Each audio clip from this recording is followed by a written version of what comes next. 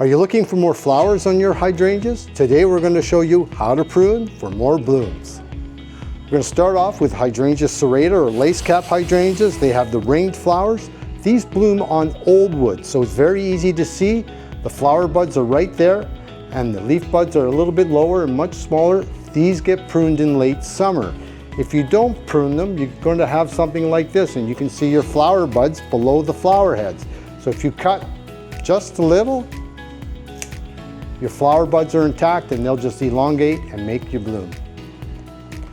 Next is Hydrangea macrophylla or mophead hydrangea. Those are the ones with the blue, pink, red flowers. They bloom on old wood, so it's easy to see in spring. The flower bud is at the very tip, it's the large one, and the leaf is the small one. So again, pruning in late summer, not now, because if you prune right now, you'll be cutting off all your flowers. Next, we're going to do Annabelle types or Hydrangea arborescens. These bloom on new wood, so you can prune now, March, April, no problem. So you can see you can cut these right down to a node and they'll still flower. Here's one from my backyard. You can see about 4 or 5 feet tall, little clip, and you've got your bud and you're all ready for flowers this summer. Last but not least is Hydrangea paniculata or PG hydrangeas. They're the ones with the white cone-shaped flowers that bloom in late summer.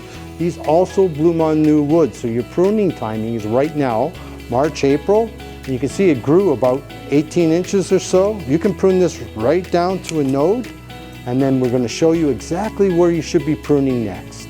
So your ideal pruning cut should be about 1/4 to 1/2 inch just above the buds. Over here, we're way too close. Those buds are going to die right out. And over here, we prune way too long, 2 inches, because the stem is just going to die right down to the buds anyways.